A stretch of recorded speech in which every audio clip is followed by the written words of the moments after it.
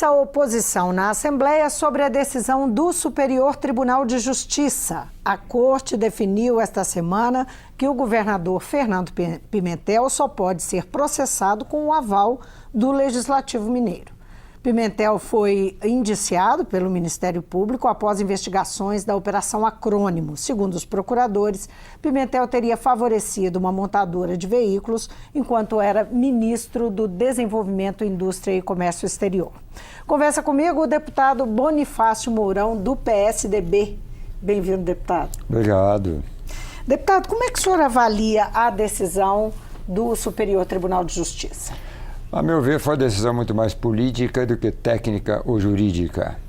Isto porque a Constituição Mineira é muito clara no seu artigo 92, parágrafo 1º, inciso 1, quando ela não exige autorização da Assembleia Legislativa para o processo de governador em crimes comuns. Eu estou, inclusive, com a Constituição Mineira aqui. O senhor foi relator? Fui relator da Constituição Mineira, em 1989. E eu gostaria... Houve uma discussão, não é, de que havia um conflito de constitucionalidade com a Constituição Federal. E daí essa teoria da Constituição não prevê essa autorização, essa teoria não, essa emenda que foi colocada na Constituição Mineira não ter sido aceita. Tem a ver com isso? Olha, nós, quando elaboramos a Constituição Mineira, em 89, nós tivemos muito cuidado em redigir artigos que não fossem declarados inconstitucionais. Claro que entre todos os artigos da Constituição Mineira, cerca de 300, houve algum, mas muito pouco. Este artigo em particular, que trata de processo do governador, nós tivemos também o maior cuidado. Houve emendas ao artigo, houve propostas diferentes, mas todas as propostas foram no sentido de não precisar da autorização da Assembleia para processar o governador. E as constituições estaduais, não só a mineira, têm autorização para fazer as suas próprias leis e a sua própria organização. Isso está dentro do princípio federativo e da autonomia dos estados. Isso está no artigo 25 da Constituição Federal, quando dá esta liberdade para elaborar as suas próprias leis. Ora, dentro desse princípio de liberdade, nós elaboramos a nossa Constituição e colocamos no artigo 92 a seguinte redação. Eu estou falando que eu fui relator. O governador do Estado será submetido a processo e julgamento perante o Superior Tribunal de Justiça nos crimes comuns, quer dizer, a competência do Superior Tribunal de Justiça. Parágrafo 1º. O governador será suspenso de suas funções. Inciso 1. Nos crimes comuns, se recebida a denúncia ou a queixa pelo Superior Tribunal de Justiça, não condiciona a autorização da Assembleia. Já no inciso 2, fala assim: nos crimes de responsabilidade, se admitida a acusação e instaurado o processo pela Assembleia Legislativa. Completamente diferente.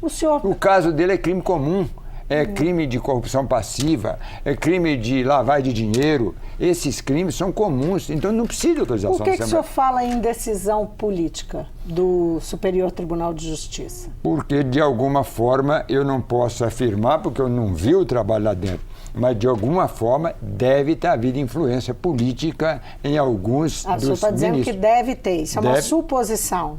Mas bem fundamentada. Por que é bem fundamentada? Porque a Constituição Mineira é clara. Se ela fosse tão somente técnica, ela tinha que cumprir a Constituição Mineira. Este artigo está vigorando. Ele não foi declarado inconstitucional.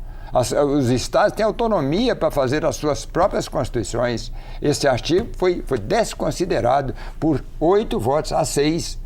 Então, quando eu falo assim, se fosse uma decisão jurídica e técnica, teria com certeza respeitado a Constituição Mineira. O senhor acha que as cortes superiores têm tomado muitas decisões políticas? Essa é uma crítica que anda se fazendo ao judiciário brasileiro. Tem acontecido, de alguma forma, influência política, o que é lamentável. Mas tem acontecido com alguns ministros. É lamentável. Agora mesmo a gente viu o ministro Dias Toffoli, ele mudou o voto dele com referência às decisões de segunda instância. Ele passou a dizer que não podia mais, a decisão de segunda instância não podia mais prevalecer. precisava de trânsito julgado, quer dizer, após não ter mais direito a recurso nenhum, é que a pessoa seria presa. Mas antes o procedimento dele não era esse. Por que será que ele fez isso? Será que ele estava com medo do Lula ser preso? Vem a interrogação de todo tamanho. É uma conclusão que tem fundamento. Então, quando o brasileiro, em boa parte, entende que está havendo influência em parte do judiciário, tem fundamento. Não estou dizendo em todo o judiciário. Quando, por exemplo, Gilmar Mendes, há anos atrás, deu um habeas corpus para Daniel Dantas num prazo mínimo de 2 dias, você acha que ele estava tomando uma decisão política para beneficiar um cidadão? Isso foi muito criticado, ele foi acusado disso. Eu não examinei esse caso especificamente. Eu estou citando um caso onde eu percebo alguma influência. Como ele pode citar, por exemplo, o ministro Lewandowski, quando no Supremo Tribunal Federal, quando no Senado Federal, ele presidindo o Senado, ele deu aquela oportunidade para Dilma para ela não ter seus direitos políticos suspensos, o que contraria frontalmente a Constituição Federal. Então, a meu ver, foi influência política. As lideranças, elas estão falando as lideranças de oposição aqui na Assembleia estão falando em convocar a população para fazer pressão, porque vai chegar um momento que essa decisão do STJ será enviada para a Assembleia para que a Assembleia decida se o STJ pode tocar o processo, para decidir por receber ou não o processo contra o governador. Pois é. E chegando aqui, a oposição pretende organizar manifestações, pretende convocar a população a se manifestar, como vem sendo dito já há algum tempo? Naturalmente. Isso é mais do que lógico, porque a população precisa acompanhar de perto uma situação desta. Eu estou convencido que não só a população de Minas Gerais vai acompanhar muito de perto, como também a imprensa do Brasil inteiro estará com os olhos postos aqui na Assembleia Legislativa. Até porque é um julgamento que interessa muito. Eu tenho aqui o voto, aliás, um aditamento de voto do ministro Herman Benjamin, que foi o relator do projeto, desse processo. Que acabou não sendo acompanhado, né? 8-6, mas ele fundamenta muito bem. Ele mostra que a Constituição Mineira é clara, que ela não é omissa a nada, e ele ele lamenta muito a votação de 8-6. Ele foi o relator, então com certeza foi quem mais estudou o processo. Mas ele fala que o Superior Tribunal de Justiça não pode virar casa de repouso dos processos criminais contra os governadores brasileiros. E o Superior Tribunal de Justiça está virando casa de repouso. E por que ele fala isso? Que ele fala que tem 27 anos, em 27 anos, só uma Assembleia Legislativa autorizou processar o governador do estado, que foi do estado de Rondônia, quando era governador Ivo Casol, e ele era brigado com a Assembleia Legislativa. Fora disso, nenhuma outra autorizou. Vale dizer que todos os governadores, esperando a autorização da Assembleia, ela não autoriza em regra. Nem todas as assembleias têm isso na Constituição, Só para terminar. Todos os governadores ficarem esperando a autorização da Assembleia, eles não vão ser punidos. Cometem crimes e não são punidos. Isso é justo? No caso do Cássio Cunha Lima, que é inclusive do PSDB, ele foi cassado e ele teve autorização da Assembleia? Como é que foi na ocasião? Não, isso aí também eu não acompanhei de perto, mas se ele foi cassado, ele foi cassado como governador. Isso eu sei que ele foi cassado como governador. No mandato anterior, hoje ele é senador, né? Pois é, mas ele não foi processado no STJ por crime comum. Eu estou me referindo a processo no Superior Tribunal de Justiça, crime comum, e a Constituição Mineira é clara quando ela fala que não precisa autorização da Assembleia. E agora cai aqui na Assembleia e fica uma interrogação de todo tamanho se a Assembleia vai ou não autorizar. E muitas vezes, em outros estados, o que tem acontecido é que se engaveta e nem se leva à votação, se autoriza ou não. Mas agora, eu acredito que o presidente da Assembleia aqui, deputado Adalclever Lopes, com certeza ele vai colocar em votação. Agora, o fato é que são necessários apenas 26 votos para que essa autorização não ocorra. Né?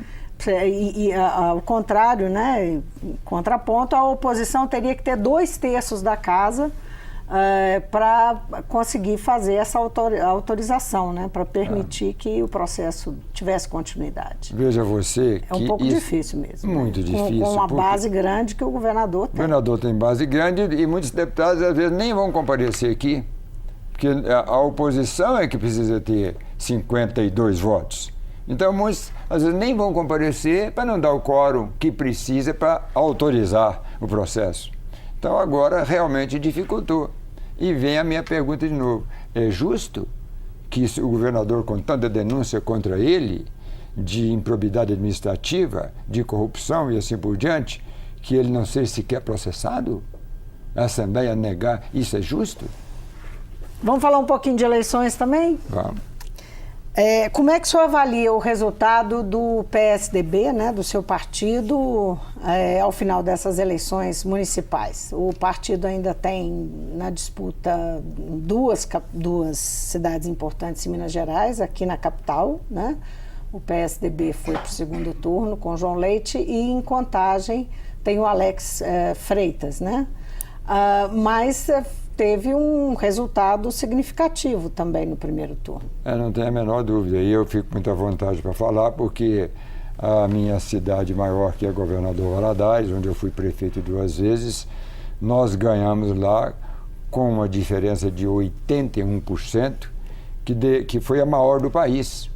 A maior não, a segunda maior. A maior foi Barueri, São Paulo, 84%. A segunda maior, o segundo maior percentual de votos do país, não diferença, mas percentual, foi o Governador Valadares, 81%.